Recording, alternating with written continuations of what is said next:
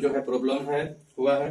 तो कुछ बच्चों ने है ना प्रश्न पूछा है कि सर बताइए, तो हम सोचे कि चलिए वीडियो के माध्यम से बता दिया जाए ताकि और बच्चों को लाभ मिल सके, है ना। आइए इसको आज हम लोग सिद्ध करते हैं। चलिए देखिए, प्रश्न है कि सिद्ध करें कि वृत्त में किसी चाप द्वारा केंद्र पर आंतरिक कोण परिधि पर आंतरिक कोण का दुगना होता है। मतलब केंद्र पर बना कोण परिधि पर बने कोण का दुगना होता है, यही हमको सिद्ध करना है। वो आंतरिक उसमें बोला गया है ना। तो चलिए हमको आपको मतलब सिंपल भाषा में बताते हैं कि वृत्त के केंद्र पर बना कोण और परिधि पर बने कोण का दुगना होता है, यही हमको सिद्ध करना है। देखिए सबसे पहले हम आपको फिगर बना रहे हैं।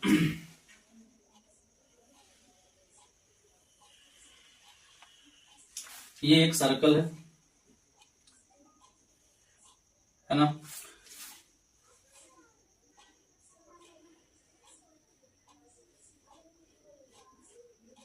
ये आपका सर्कल है।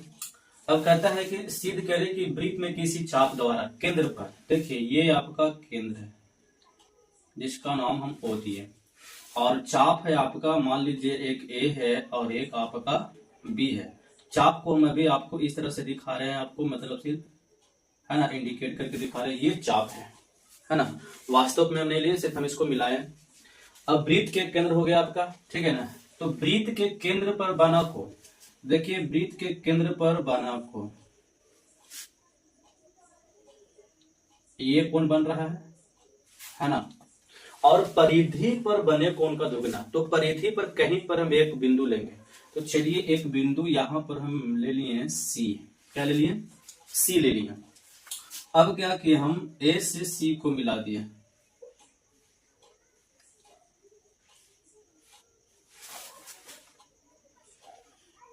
ठीक है बाबू, फिगर थोड़ा सा मेरा कमजोर है, बाकी ठीक है।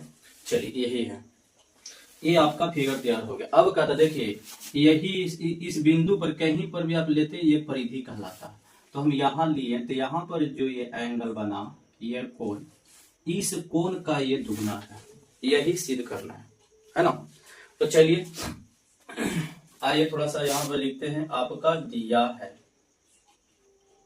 दिया है क्या कि सर्कल ऑफ ओ आर में, मतलब वृत्त ओ आर, त्रिज्या पर सर्कल ऑफ ओ आर भी बोल सकते हैं या वृत्त भी बोल सकते हैं, है ना। कि किसी वृत्त में ओ केंद्र है, ये भी लिख सकते हैं। तब लिखते सर्कल ऑफ आर में चाप ए बी है ना, द्वारा केंद्र पर बना आंतरिक कोण, कौन सा कोण है बाबू, AOB, तथा शेष भाग बोलो या परिधि बोलो, शेष भाग पर बना आंतरिक कोण, है ना। आपका क्या होगा, ACB है। इतना आपका लिख दिया हम जो दिया हुआ है ना। अब आपका सिद्ध क्या करना है जी,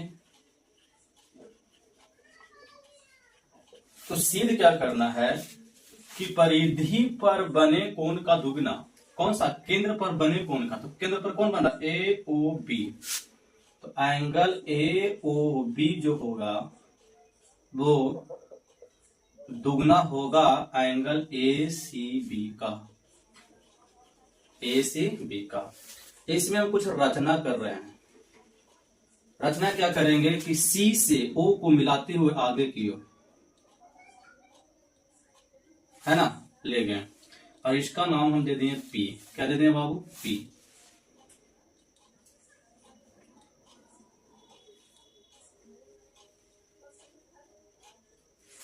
ठीक है, ये P हो गया। अब ध्यान से सुनिए, एक बात बताना क्या चाह रहे हैं कि वृत्त में केंद्र से परिधि पर डाला गया लंब, केंद्र से परिधि पर डाला गया लंब हमेशा त्रिज्या कहलाता है। ध्यान से सुनिए, ये आपका एक सर्कल है, ये केंद्र है, इस केंद्र से परिधि पर डाला गया लंब, इसको क्या बोलेंगे हम लोग, त्रिज्या कहेंगे। यहाँ भी डालेंगे, क्या कहलाएगा, त्रिज्या कहलाएगा। और सभी त्रिज्याएं आपस में बराबर होती है। क्या होती है? बराबर, है ना। तो ये बात हम पहले ही आप लोगों को बता चुके हैं। अब आइए रचना में हम क्या किए कि सी को, है ना, ओ से मिलाते हुए आगे पी तक बढ़ाया। अपनी लैंग्वेज में आप अपने मन से और कुछ भी लिख सकते हैं, बहुत सारा हो सकता है ना। अब ध्यान से चलिए, अब यहां से हम लोग प्रमाण आते हैं। तो देखिए इसमें जब हम ये इस तरह से एक रचना की है तो इसमें दो त्रिभुज बना, एक त्रिभुज ये बना, एक त्रिभुज ये बना, है ना। एक काम करते हैं, कुछ देरी के लिए हम अभी आप यहाँ पर हम मिटा दे रहे हैं, है ना, मिटा दिए। ऐसे लिखने से क्या होता है कि बहुत सारे बच्चे कंफ्यूज होगा, तो आपको हम थोड़ा सा मिटा दिए हैं। ये देखिए इसमें त्रिभुज कौन बना, ए ओ सी और बी ओ सी, दो त्रिभुज इसमें बना और दोनों त्रिभुज को लेकर चलेंगे हम लोग, ये आपका सिद्ध हो जाएगा। तो सबसे पहले चलेंगे कि त्रिभुज ए ओ सी, ए ओ सी में, तो ए ओ सी में आपको क्या दिखेगा कि ए ओ जो होगा वो ओ सी के क्या होगा, बराबर होगा। क्यों? क्योंकि दोनों त्रिज्या है जो केंद्र से परिधि पर डाला गया लंब, त्रिज्याएं कहलाते हैं और त्रिज्याएं समान होते हैं, है ना। यहां से लिखेंगे ओ ए और बराबर ओ सी, ये बाबू त्रिज्या आर है। यहाँ पर लिखेंगे, है ना, कि त्रिज्याएं क्या होते हैं, समान होते हैं, है ना। एक ही केंद्र से, है ना, परिधि पर डाला गया जितने भी लंब या त्रिज्याएं होते हैं वो क्या होते हैं, समान होते हैं। ठीक है, तो ओ ए बराबर ओ सी। अब ध्यान से देखिए, जब ये वाला और ये वाला दोनों जब बराबर, हम बाहर निकाल रहे हैं थोड़ा सा, ये ओ था, ये ए था और ये बी था, जब ये दोनों बराबर है, क्योंकि त्रिज्याएं था वृत्त का, जब ये दोनों बराबर है तो हम जानते हैं कि जिस त्रिभुज की दो भुजाएं बराबर होती है वो क्या कहलाती है, समद्विबाहु त्रिभुज। और जब समद्विबाहु त्रिभुज होता है तो उसका दो कोण आपस में क्या होते हैं, बराबर होते हैं। क्या होते हैं बाबू, बराबर होते हैं। तो क्या यहाँ पर लिखेंगे, ये कोण भी आपस में क्या होगी, बराबर होगी। तो इस दोनों कोण का नाम क्या होगा, ओ ए बी और बराबर के ओ बी ए। कहां से निकालना, ये वाला को, इस त्रिभुज में चल रहा है ना, तो ओ सी ए, सॉरी सी है ना जी, सॉरी यहाँ पर आपका सी हो जाएगा। इस त्रिभुज में चल रहा है तो ओ सी ए है ना, तो ये यहाँ पर सी हो जाएगा आपका, ठीक है, ओ सी ए होगा। तो देखिए ये कोण और ये कोण दोनों क्या होगा, आपस में बराबर हो गया, है ना। चलिए यहां तक भी आप लोगों को समझ में आ गया होगा कि दोनों त्रिभुज में, ये त्रिभुज में ये दोनों कोण क्या हो गया, आपस में बराबर हो गया। अब थोड़ा सा देखिए यहाँ पे ओ को बढ़ाया गया है इस तरह से, अगर हम ओ को ऐसे बढ़ा दिए, पी तक बढ़ा दिए, तो ये जो बाह्य कोण, बहिष्ठ कोण जो होता है, सुदूर अंतः कोणों के योग के बराबर होता है। वो नजदीक वाला पड़ोसी से रिश्ता नहीं रखता है, बल्कि वो दूर वाला के साथ रिश्ता रखता है बाबू। तो ये जो कोण होगा ये दोनों के साथ रिश्ता रखता है, ना कि बगल वाला के साथ, है ना। तो यहाँ पर देखिए, अगर हम ए ओ पी, यही है ना, ये जो कोण बन रहा है यहाँ पर ए ओ पी, यहाँ पर लिखेंगे चूंकि एंगल ए ओ पी जो होगा आपका, ये दोनों कोणों के योग के बराबर होगा। तो दो कोण कौन कौन सा होगा, ए ओ सी, यहाँ पर सी हो जाएगा बाबू, ओ ए सी और प्लस एंगल ओ सी ए, और किसके द्वारा होगा, बहिष्ठ कोण, बहिष्ठ कोण द्वारा। बहिष्ठ कोण आप लोग पढ़ चुके हैं कि बहिष्ठ कोण किसको कहते हैं, तो बहिष्ठ कोण उसको कहते हैं कि बाहर जो कोण होता है वो सुदूर अंतः कोणों के, है ना, योग के बराबर होते हैं, है ना। तो ये बहिष्ठ कोण जो होता है ये नजदीक वाला के साथ रिश्ता नहीं बल्कि वो दूर वाला के साथ रिश्ता रखता है। तो दूर में कौन सा कोण बन रहा है, ए और सी, तो दोनों कोणों के योग के बराबर होंगे। आइए अब यहां से लिखेंगे कि एंगल ए ओ पी बराबर एंगल ओ ए सी पर, ये दोनों में से किसी ए ओ के आप चेंज कर दीजिए, मन करे तो आप इसको चेंज कर दीजिए, मन करे तो इसको आप चेंज कर दीजिए। तो देखिए यहाँ पर ओ ए सी दिया हुआ है, ओ ए सी और ओ सी ए, तो ओ सी ए के जगह पर हम ए ओ सी लिख सकते हैं ना बाबू, क्योंकि दोनों आपस में बराबर है। तो एंगल ओ ए सी हम लिख दिए क्योंकि ये बराबर आपका है। अब इसको जोड़ेंगे तो एंगल ए ओ पी बराबर, ये दोनों समान है तो हो जाएगा 2 एंगल ए ओ ए सी। ये समीकरण हो गया फर्स्ट। क्या हो गया? फर्स्ट हो गया। फिर चलेंगे, इधर मिटा रहे हैं। अब सेम टू सेम चलेंगे इधर भी हम लोग, जिस तरह से इस त्रिभुज में चले बाबू उस तरह से इस त्रिभुज में भी हम लोग करेंगे, है ना। थोड़ा सा इसको इधर लिखते हैं। बहिष कोण, है ना। अब आइए इधर आइए, फिर चलते इसमें त्रिभुज में चलते हैं हम ए ओ सी। अब चलेंगे हम लोग बी ओ सी में, फिर लिखेंगे पुनः, है ना, त्रिभुज बी ओ सी में। तो बी ओ सी में सेम टू सेम ऐसे चलना है, जैसे ओ ए बराबर ओ सी त्रिज्या समान होगा, तब यहाँ पर हो जाएगा ओ बी बराबर ओ सी, ओ बी बराबर ओ सी। आइए त्रिज्याएं हैं, त्रिज्याएं क्या होती हैं? त्रिज्याएं समान है, त्रिज्या क्या होगा बाबू यहाँ पर? समान होगा, है ना। और जब इस त्रिभुज के जब ये दोनों त्रिज्या मतलब ये दोनों अगर बराबर है, ये और ये, इसका मतलब है कि त्रिभुज समद्विबाहु है। तो समद्विबाहु है तो ये दोनों भी कोण क्या होगा? आपस में बराबर होगा।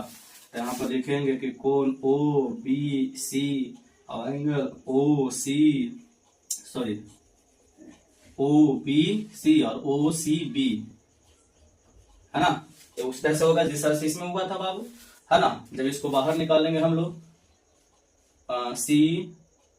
ओ सी बी, ये दोनों जब बराबर है तो ये दोनों कोण भी बराबर होगा, तो ओ सी बी और ओ बी सी ये दोनों आपस में बराबर होगा। फिर हम लोग क्या चलेंगे? बहिष कोण। अब देखिए इस त्रिभुज में भी क्या है, ये बाह्य कोण बना रहा है, ये वाला, है ना। तो ये जो कोण होगा तो लिखेंगे चूंकि कोण बी ओ पी बराबर सुदूर अंतः कोणों का योग क्या होता है? बराबर, मतलब ये दूर वाले के साथ रिश्ता रखता है। और दूर वाला कोण कौन है? ये और ये। तो लिख देंगे हम लोग O C B plus O B C, है ना। फिर लिखेंगे या करके बी ओ पी बराबर, ये दोनों में से किसी एक का चेंज कर दीजिए। तो ओ सी बी की जगह पर हम एंगल क्या लिख देंगे? ओ बी सी लिख देंगे और प्लस ओ बी सी। दोनों जुटेगा तो एंगल हो जाएगा बी ओ पी बराबर, है ना, 2 एंगल ओ बी सी। ये समीकरण क्या हो गया? सेकेंड।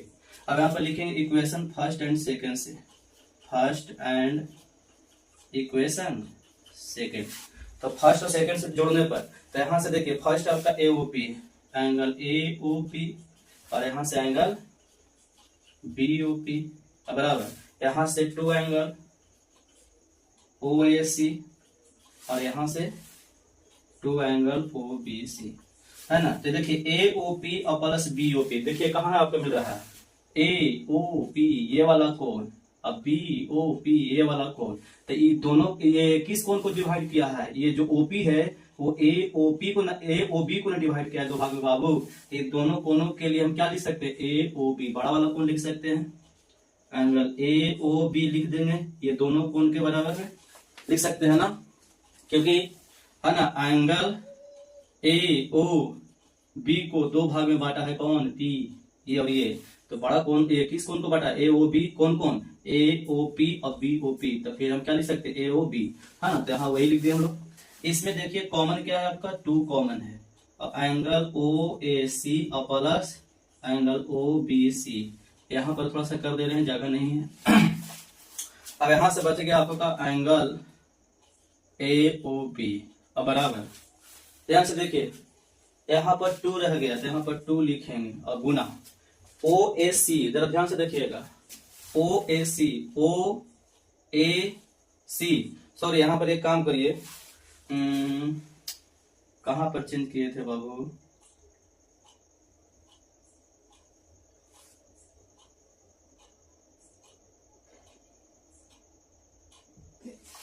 यहाँ पर देखो, ये तो ठीक है,